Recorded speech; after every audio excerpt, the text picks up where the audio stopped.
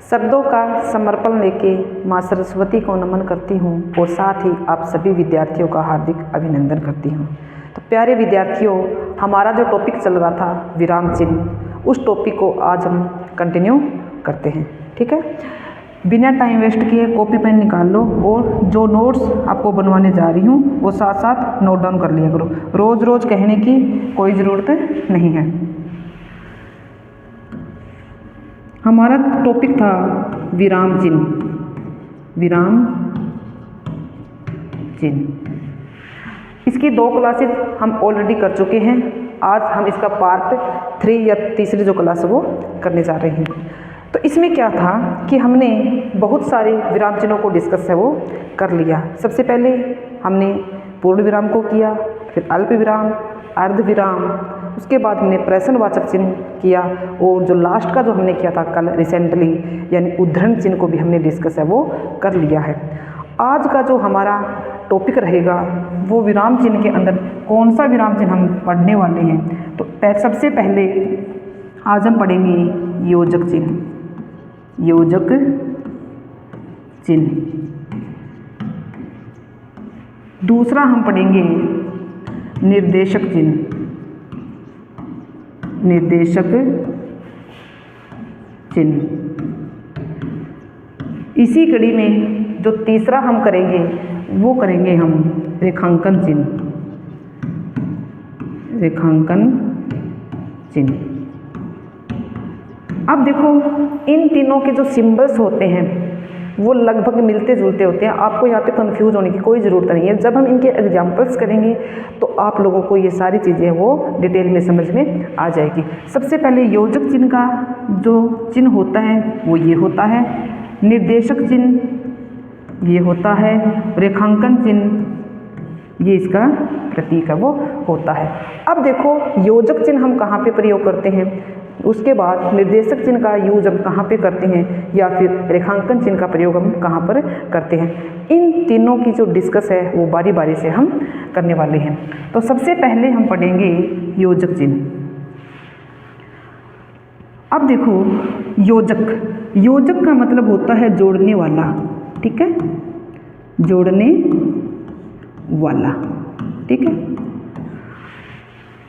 एक एक लाइन अपने आप के अंदर एक एक क्वेश्चन का काम करेगी। जब मैंने आपको पहली क्लास के अंदर ये बताया था कि हम बहुत सारे विराम चिन्हों को पढ़ेंगे, लेकिन उसमें से 2 विराम चिन्ह ऐसे हैं जो मोस्ट इंपॉर्टेंट हैं। तो उसमें पहला था अल्प विराम, जहाँ से बहुत सारे क्वेश्चन एग्जाम में देखने को मिलते हैं। लेकिन दूसरा कौन सा है हमारा, दूसरा हमारा योजक चिन्ह है। यहाँ से भी बहुत सारे क्वेश्चन हमारे एग्जाम के अंदर वो हमें देखने को मिलते हैं। तो सबसे पहले योजक चिन्ह का जो प्रयोग है वो कहाँ पर किया जाता है। तो प्यारे बच्चों, सबसे पहला विलोम शब्दों में योजक चिन्ह का प्रयोग किया जाता है। ठीक है, विलोम शब्दों में ठीक है। दूसरी चीज, सहचर शब्दों में, सहचर शब्दों में। इससे अगला आता है दोनों खंड प्रधान हो। दोनों खंड प्रधान हो।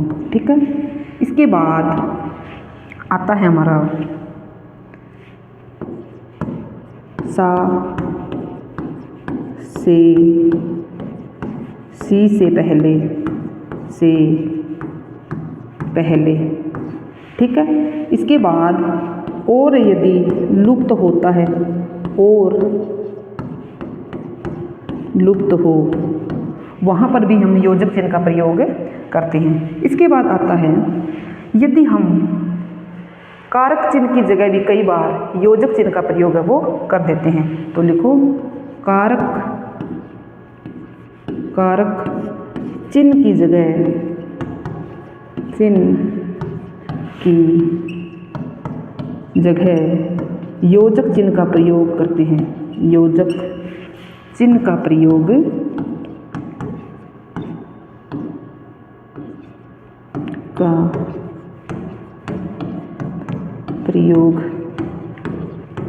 करते हैं। ठीक है, इसके अलावा योजक चिन्ह और हम कहाँ कहाँ प्रयोग करते हैं? तो प्यारे विद्यार्थियों, अगर हम किसी वाक्य को लिख रहे हैं, लिखते टाइम क्या होता है, अगर हमारी पंक्ति के लास्ट में जो शब्द आएगा, मान लो वो शब्द हमारा वहाँ पे पूरा नहीं आता, तो उस शब्द को हम तोड़ के लिखते हैं। आधा तो उस पंक्ति में लिखेंगे और आधा उसको दूसरी पंक्ति के अंदर लिखते हैं। तो आधे खंड के बाद या जो दूसरा खंड होता है उससे पहले भी हम किसका प्रयोग करते हैं? उससे पहले भी हम योजक चिन्ह का प्रयोग करते हैं। तो सबसे पहला जो प्रयोग करेंगे वो हम करेंगे विलोम शब्दों के अंदर। तो विलोम शब्द जैसे मैंने लिखा यहाँ पे पाप और पुण्य। ठीक है, ये शब्द क्या हैं? ये शब्द एक दूसरे के क्या है? विलोम है, यानी एक दूसरे के पूरक भी हैं। ठीक है, सहचर शब्दों में अब देखो सहचर शब्द कौन से होते हैं? जो शब्द लगभग एक साथ हमें देखने को मिलते हैं। अब देखो सहचर शब्द जैसे तन मन धन, तन मन धन, मतलब सहचर शब्द यानी जिन शब्दों का प्रयोग साथ साथ किया जाता है, हम इनको एक दूसरे से अलग नहीं कर सकते। दूसरा जैसे मैंने लिखा जन गण मन, जन गण मन। इसी के अलावा जैसे लाल बाल पाल, ये शब्द क्या हैं? ये शब्द हमारे सहचर शब्द हैं जो कि साथ साथ प्रयोग में लाए जाते हैं। दोनों खंड प्रधान हो, जिस वाक्य के अंदर दोनों खंड प्रधान होते हैं या जिस शब्द में दोनों खंड प्रधान माने जाते हैं, वहाँ पर भी हमारा कौन सा चिन्ह प्रयोग किया जाता है? वहाँ पर भी हमारा योजक चिन्ह प्रयोग किया जाता है। अब दोनों खंड प्रधान कैसे होंगे? मतलब जितनी अहमियत पहले वाले शब्द की होती है, ठीक उतनी अहमियत दूसरे वाले की भी होती है। अब इसका जो एग्जाम्पल हम लिखेंगे, दोनों खंड प्रधान कैसे? मान लो मैंने यहाँ पे लिखा दाल रोटी। ठीक है, इसी तरीके से मैंने लिखा हवा पानी। ठीक है, हवा और पानी। अब देखो जिंदगी को जीने के लिए हमें जितनी ज़रूरत हवा की पड़ती है उतनी ही ज़रूरत किसकी पड़ती है? पानी की भी पड़ती है। मान लो हमें भूख लगी है, तो भूख लगेगी तो हम दाल को ज़्यादा अहमियत देंगे या रोटी को देंगे? हम क्या करेंगे? दोनों को जो अहमियत है वो बराबर बराबर की देते हैं। इसके अलावा जैसे पैंट शर्ट है, तो हम कपड़े पहनते हैं, तो अगर पैंट डालेंगे तो उसके साथ हम शर्ट भी डालेंगे, या कुर्ता पजामा है, तो इसमें क्या होता है? दोनों जो चीज़ हैं एक दूसरे की क्या होती हैं? बराबर होती हैं। दोनों का जो महत्व होता है वो बराबर होता है और दोनों शब्द क्या होते हैं? एक दूसरे को पूरा करने वाले होते हैं। तो यहाँ पर जो हमारा चिन्ह प्रयोग होता है वो कौन सा आएगा? यहाँ पर भी हमारा योजक चिन्ह प्रयोग में लाया जाता है। अब देखो अगर सा से और सी से पहले कैसे समानता का भाव जहाँ पे दिखाया जाता है, यानी जब हम ये कहते हैं भी ये चीज़ उसके समान है, यानी के समान के भाव में। अब इसको लिखो सा से सी मतलब के समान। अगर के समान का भाव हमें देखना है, के समान जैसे जैसे चांद सा मुख। ठीक है, तो इसी तरह से फूल सी कोमल। अब देखो यहाँ पे हमने मुख की जो तुलना है या मुख की जो समानता है उसको हमने मुख को किसके समान बताया है? हमने चांद के समान उसको बताया है। या कोमल चीज़ की जो तुलना है वो हमने किसके साथ कर दी?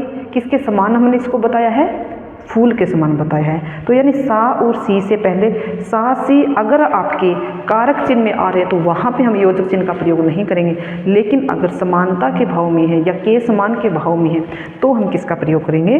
सा या सी या से का प्रयोग है वो करते हैं। ठीक है, इसके बाद आता है कि यदि और लुप्त हो, और अगर लुप्त हो तो वहाँ पर भी हम कई बार योजक चिन्ह का प्रयोग है वो कर देते हैं। अब और लुप्त कैसे? जैसे मैंने लिखा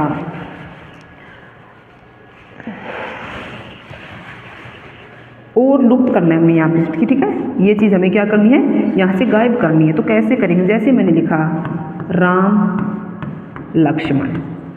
ठीक है, लक्ष्मण। अगर हम इसको खोल के लिखते हैं तो क्या लिखेंगे हम, राम और लक्ष्मण। चीज़ समझ में आई आपको, ठीक है। इसी से रिलेटेड जैसे मैंने लिखा माता पिता, यानी माता और पिता, ठीक है। तो और हमने क्या किया, यहाँ से लुप्त कर दिया और इस और की जगह में हमने प्रयोग कौन सा चिन्ह कर दिया, वो हमने योजक चिन्ह वो प्रयोग में लाया है। कारक चिन्ह की जगह, अब देखो कारक चिन्ह की जगह हम क्या सभी कारकों की जगह करते हैं, बिल्कुल नहीं करते। कुछ एक कारक चिन्ह ऐसे होते हैं जिनकी जगह हम योजक चिन्ह का प्रयोग करते हैं। जैसे मैं यहाँ लिख देती हूँ इसको, कारक चिन्ह का मतलब, अब देखो मैंने लिखा राम के भक्त, राम के भक्त, ठीक है। हमें इसको यहाँ से लुप्त करना है, यानी इस कारक चिन्ह को यहाँ से हटाना है, तो हम इसको डायरेक्ट भी लिख सकते हैं ना, राम भक्त, राम भक्त, ठीक है, और बीच में योजक चिन्ह, ठीक है। इसी तरीके से इसी से रिलेटेड जो अगला जो एग्जाम्पल है वो हम लिख सकते हैं, जैसे पद भेद, यानी इसकी जगह हम अगर यहाँ पे के लगा देते हैं तो के क्या है, के हमारा एक कारक चिन्ह है, ठीक है। अब पद भेद, इस के को हमने यहाँ से हटा दिया, मान लो यहाँ से हमने गायब कर दिया, तो इस के की जगह हमने लगाया क्या, योजक चिन्ह, ठीक है। तो हमारा जो योजक चिन्ह है वो किन किन परिस्थितियों में हमें देखने को मिलेगा। सबसे पहली चीज़, अगर हम दो विपरीत शब्दों को लिख रहे हैं उनके बीच में हमेशा ही योजक चिन्ह का प्रयोग किया जाता है। इसके अलावा सहचर शब्दों में योजक चिन्ह का प्रयोग किया जाता है। के समान अगर हमें किसी की तुलना करनी है या सा से सी से पहले योजक चिन्ह का प्रयोग किया जाता है। और यदि लुप्त है तो उस और की जगह भी हम योजक चिन्ह का प्रयोग कर सकते हैं। इन सब के अलावा अगर एक शब्द या समान शब्द बार बार आ जाए, मतलब बार बार का मतलब दो बार, ठीक है, अगर समान शब्द दो बार आ रहा है तो दोनों के बीच में हम योजक चिन्ह का प्रयोग करेंगे, ठीक है। जैसे यदि समान शब्द दो बार आ जाए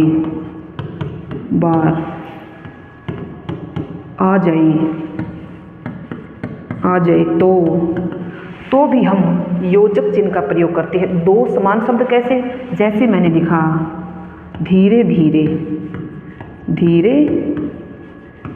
धीरे, ठीक है। इसी तरह से मैंने लिखा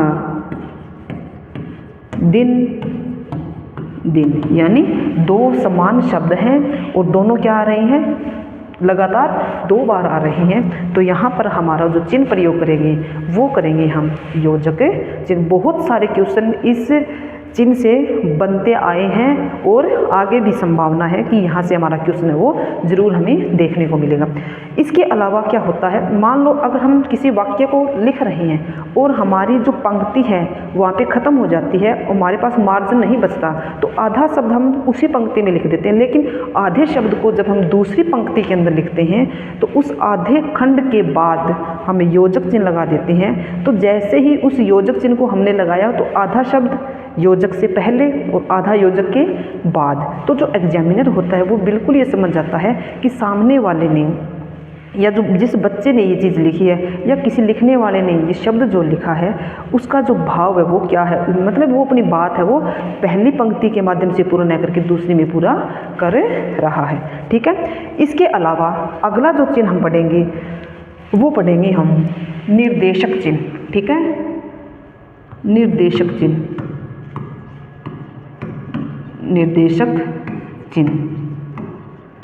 देखो निर्देशक का मतलब होता है किसी को निर्देश देना, और इस चिन्ह का जो प्रयोग है वो सबसे ज़्यादा संवाद को लिखने में किया जाता है। तो कैसे लिखेंगे हम इसको,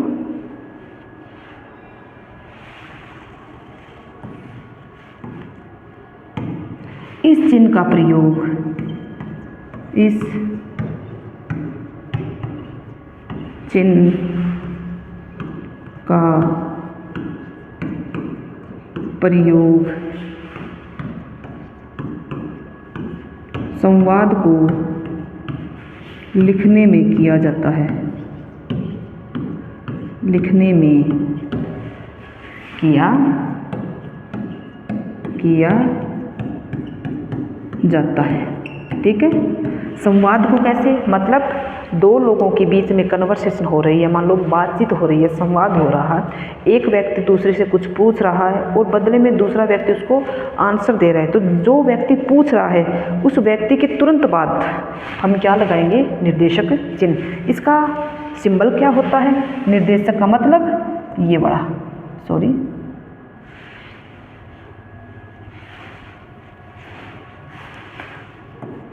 ये वाला। ठीक है, यानी योजक से थोड़ा सा बड़ा साइन या योजक से दुगुना साइन। अब देखो मैंने यहाँ पे लिखा, जैसे राम श्याम से पूछ रहा है, श्याम तुम कल स्कूल क्यों नहीं आए थे, कल स्कूल क्यों नहीं आए थे, क्यों नहीं आए थे, ठीक है, क्यों नहीं आए थे। अब देखो यहाँ पे जो सबसे बड़ी गलती मैंने क्या की है, इसके आगे क्या आएगा हमारा, इसके आगे हमारा क्यों नहीं आए थे, यानी क्या किया यहाँ पे श्याम ने राम ने श्याम से कुछ पूछा है, तो इस पे जो श्याम है वो जवाब क्या देता है, श्याम कहता है मैं कल बीमार था, क्या था, बीमार था। ठीक है, अब दोबारा राम फिर पूछ रहा है, क्या तुम आज ठीक हो, आज ठीक हो, यानी फिर क्या है, क्वेश्चनिंग की। तो इस पे श्याम फिर आंसर देता है, हाँ जी मैं बिल्कुल ठीक हूँ। ठीक है, क्या हूँ, बिल्कुल ठीक हूँ।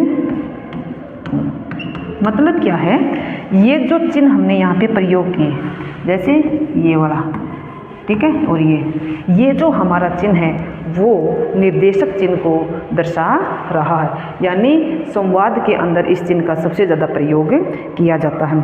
इसके अलावा जो अगला चिन्ह हम पढ़ने जा रहे हैं वो हम पढ़ेंगे रेखांकन चिन्ह। ठीक है, रेखांकन चिन्ह। रेखांकन चिन्ह का प्रयोग कहाँ पे किया जाता है, इसका सबसे पहले तो सिंबल बता देती हूँ क्या होता है। ये इसका प्रतीक होता है, यानी रेखांकन मतलब जिसको आप अंडरलाइन बोलते हो, और हम सबको पता है कि अंडरलाइन का प्रयोग हम कहाँ पे करते हैं, यानी वाक्य के अंदर अगर कोई इम्पोर्टेंट चीज़ आती है या कोई मुख्य बिंदु कह दो, मुख्य शब्द कह दो जो महत्वपूर्ण होता है, उस मुख्य शब्द या मुख्य बिंदु को हाईलाइट करने के लिए, उसको थोड़ा इफेक्टिव बनाने के लिए या उसको महत्वपूर्ण तरीके से दर्शाने के लिए हम किसका प्रयोग करते हैं, हम रेखांकन चिन्ह का प्रयोग करते हैं। तो लिखो, वाक्य में किसी महत्वपूर्ण शब्द को किसी महत्वपूर्ण शब्द, पद या बिंदु को दर्शाने के लिए,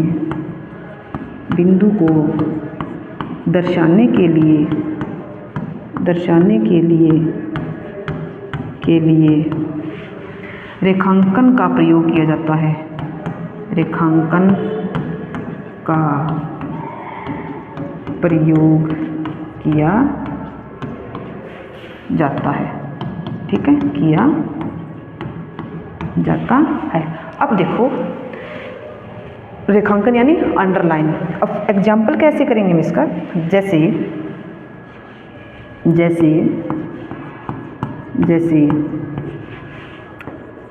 अर्थशास्त्र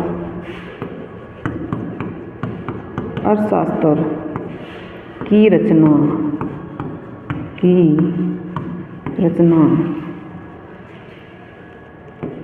चाणक्य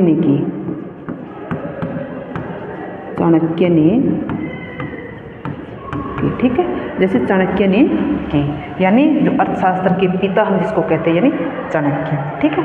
इसी तरीके से जैसे दूसरा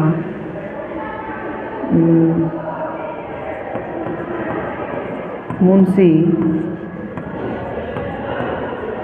प्रेमचंद बहुत अच्छे कहानीकार थे, बहुत अच्छे कहानीकार थे। अब देखो मुंशी प्रेमचंद, यानी ये चीज़ क्या है यहाँ पे जो अंडरलाइन हमने किया है, यानी ये चीज़ किसको बता रही है, मुंशी प्रेमचंद के बारे में बता रही है। तो इसको हमने क्या कर दिया, हाईलाइट कर दिया। इसी तरह से चाणक्य को क्या हमने कर रखा है यहाँ पे, हाईलाइट। तो जिन वाक्यों के अंदर जिन शब्दों को महत्वपूर्ण तरीके से दर्शाया जाता है या जो चीज़ वाक्य में इंपॉर्टेंट होती है उनको हाईलाइट करने के लिए हम कौन से चिन्ह का प्रयोग करते हैं, रेखांकन चिन्ह का प्रयोग करते हैं, ठीक है। इसके बाद अगला जो हम चिन्ह पढ़ेंगे वो पढ़ेंगे हम विस्मयादि बोधक चिन्ह, ठीक है। अगला करेंगे हम विस्मयादि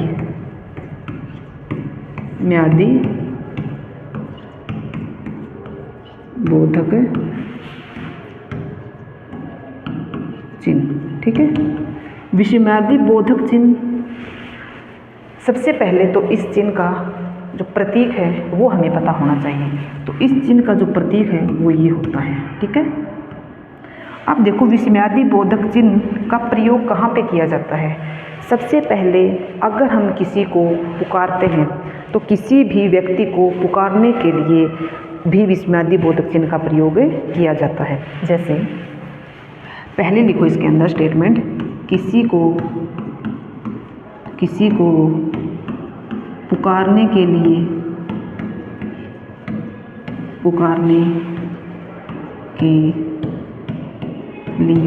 दूसरा देखो, दूसरा क्या करेंगे हम, हमारे जो भाव होते हैं भावों को अभिव्यक्त करने में भी, भावों की अभिव्यक्ति में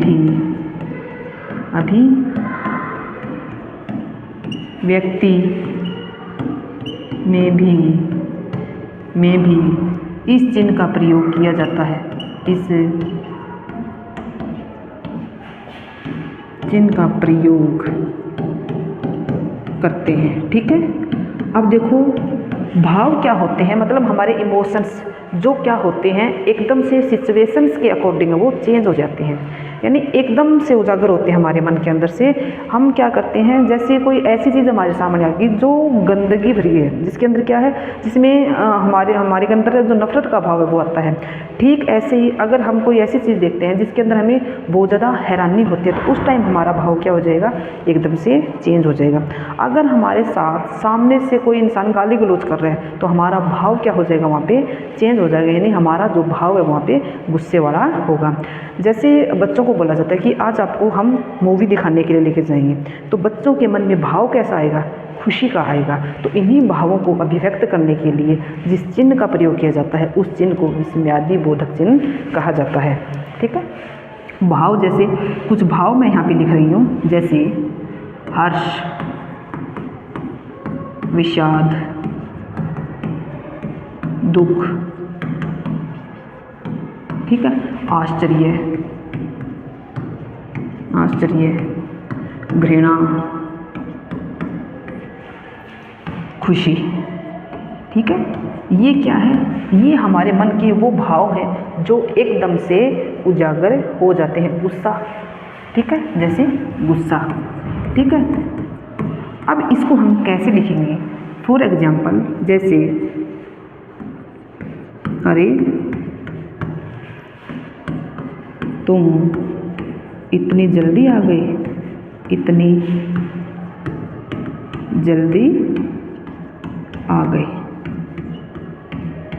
हमने यहाँ पे क्या किया, हमने सामने वाले से ये बात पूछी है कि तुम इतने जल्दी आ गए। मान लो हम एक ऐसी जगह से गुजर रहे हैं, वहाँ पे बहुत सारी गंदगी भरी पड़ी है, तो हम क्या करते हैं, हमारे मन का जो भाव है वो एकदम से उस सिचुएशन को देख के तुरंत चेंज हो जाएगा।